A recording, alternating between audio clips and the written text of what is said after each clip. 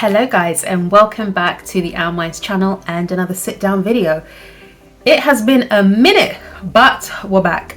So today's topic is heartbreak. Oh, good old heartbreak. You know what, yeah? Before I started filming, I was thinking, if you have never suffered from heartbreak before, I envy you. I envy you because for me, heartbreak is one of the most painful things a human can go through. And if you've never experienced that level of pain, listen, clap for yourself. I clap for you. Well done. Anyway, for those of us who are currently going through a heartbreak, I've got these top 5 tips which really helped me during my previous heartbreak, which was some time ago now. And I want to share those top 5 tips with you. Before I get into it, a disclaimer. I am not a life coach.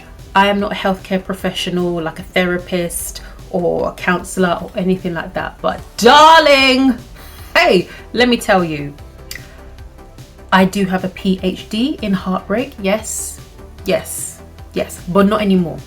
Not anymore. I did have a PhD in heartbreak, but not anymore.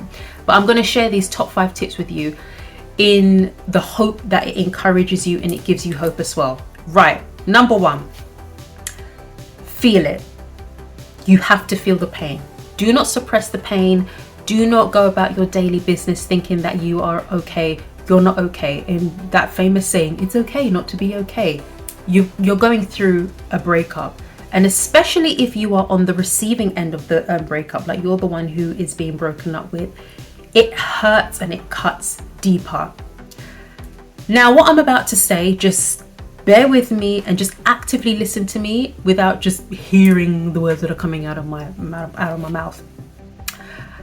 I would be wasting your time, my time, and drying up all the saliva in my mouth if I were to say to you, don't check their Instagram page, don't send that text message, don't go for a walk, and then you just suddenly end up down their road where they live, hoping that you're going to bump into them and they're going to see you and then they're going to remember, all the good times. They're going to fall in love with you. There is no point me saying that to you or anybody else saying that to you. Why? Because you're going to do it. Regardless of what I say, what your mum, dad, second cousin twice removed say, whatever anyone says to you, you are going to stalk them. And you know what? It's not right, and at the same time, it's not wrong. It's just something that we do because we are grieving. We're grieving because going through a breakup is like you're going through a death. The only difference is that person hasn't died. You're no longer speaking to them, seeing them, touching them. They're gone. And you don't know where. And it feels like a death. And what do you do when you grieve? You go back into the archives and you think about all the good times and the memories, and you miss them and you cry and you la. But yes, I'm encouraging you to, well, not encouraging you, I'm allowing you to check their Instagram page and to stalk them. But this is a very big but, because I don't want anyone running off saying, oh yeah, I saw this YouTube video and this black girl, she said that I should just stalk their page. No, that's not what I'm saying. It's not what I'm saying. I'm saying that yes, you're going to do it, and not that you should be doing it, but okay, I'm allowing you to do it. But while you are doing that, there are 2 things you need to remember. Number 1, you are going to get a very anxious, cold feeling. That feeling feels like somebody has got a jug. They've gone to the Pacific Ocean. I believe that the Pacific Ocean is the coldest ocean in the world, but I'm not 100% sure. But if it's, let's just go there and say that it is. They go to the Pacific Ocean, they get water, they open up your stomach, they pour this cold ice water into your stomach, and just to make it extra cold, they go get 12 ice cubes from the freezer and pop it in your stomach too. That cold, anxious feeling, that's what you're going to get, and that is not a nice feeling. And if you do think that's a nice feeling, then we'll pray for you. As well as getting that feeling, you need to ask yourself a couple of questions. By stalking them and seeing what they're constantly up to on Instagram, how is that benefiting me? How is that aiding in my healing? Is it going to change how I feel right now? Is it going to change the breakup? Is it going to make them want me? You know what the answer is. I know what the answer is. I knew what the answer is when I was doing it. And for those people who want to pretend like they don't, the answer is no. It doesn't help you in any way, shape or form. And what will happen is, when you lean into that anxious, cold feeling and you ask yourself, those questions, you're going to start to fear checking up on what they're doing. And we as humans, what happens when we fear something? We avoid it. And as time goes on, where you used to check for them 10 times a day, that now goes down to 7. From 7 to 5. From 5 to 2, 1 to nothing. Okay? Believe me, stay the course. Keep reminding yourself of those questions and lean into that anxious, cold feeling, and you will avoid it. And once you've gotten past the fear, you then get to a point of, I don't even care. And not like I don't care, I want bad things to happen to him, down with his head, burn in hell with sulfur. No, not like that. It's just a case of, I'm going this way, you're going that way. All the best to you, God bless you, amen, and you move on. You move on. Number 1, feel the pain. Second one, please, for the love of Jesus Christ, do not go and sleep with anyone. Don't do it. Don't do it. Don't do it. Please don't do it, because it doesn't help you. You might think it does, but it doesn't. You have barely healed from your previous emotional, what's that famous term?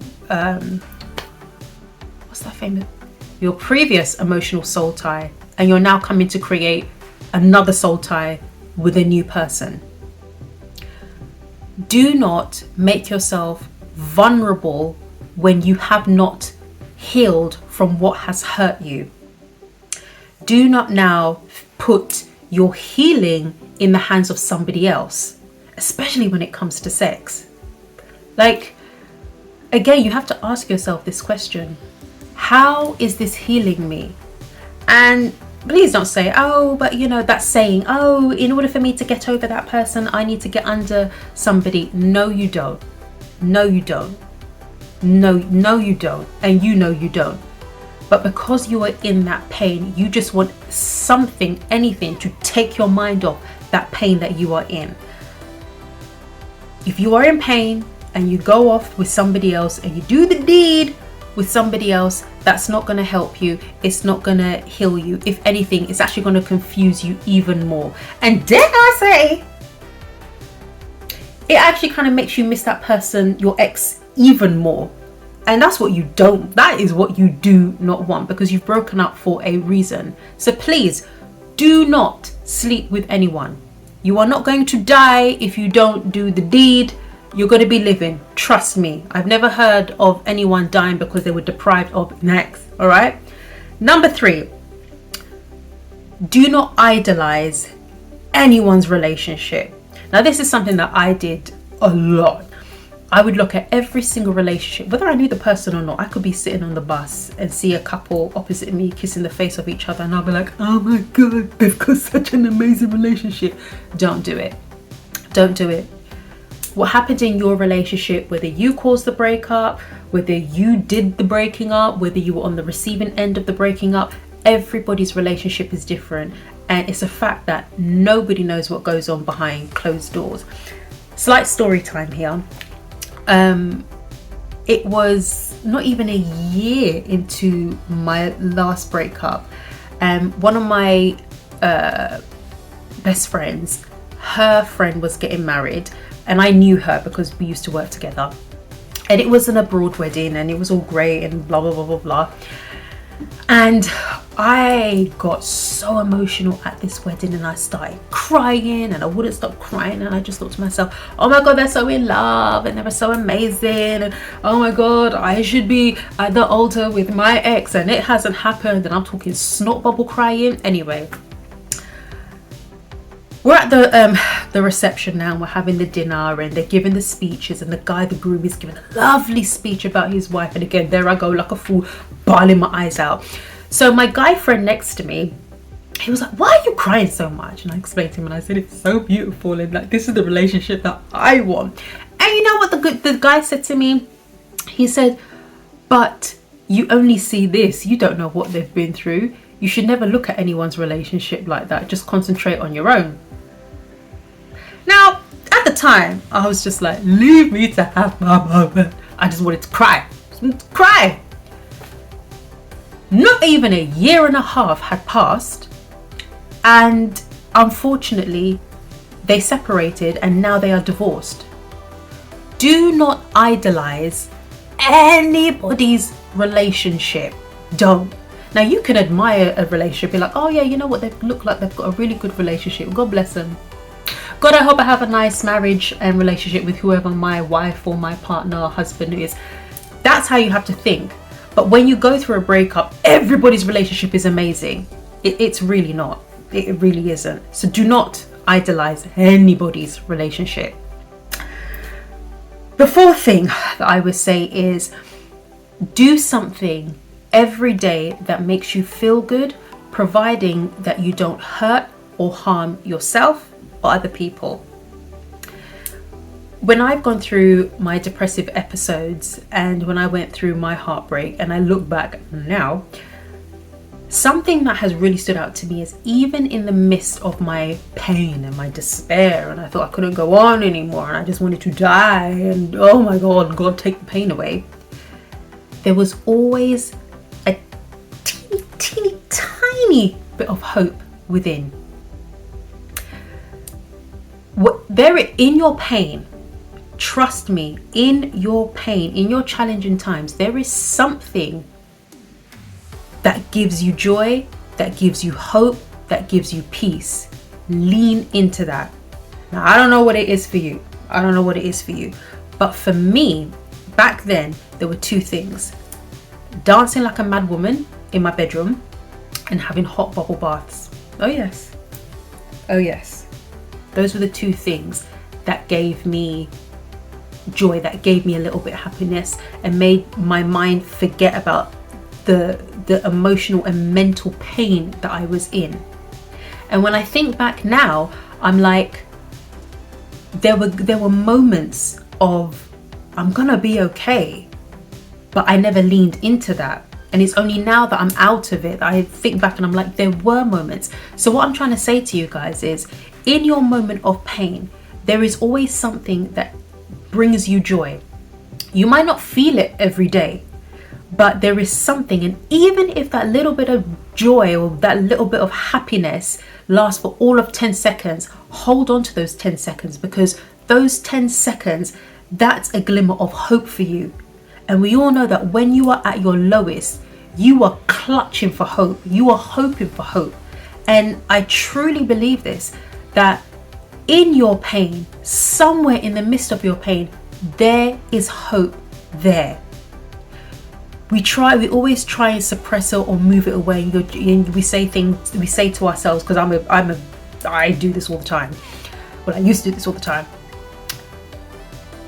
I would lean more into the negative side because the negative is so overpowering, and I'm more connected to the negative side than I am the positive side, and I just brush the positive to the side, and we should not do that.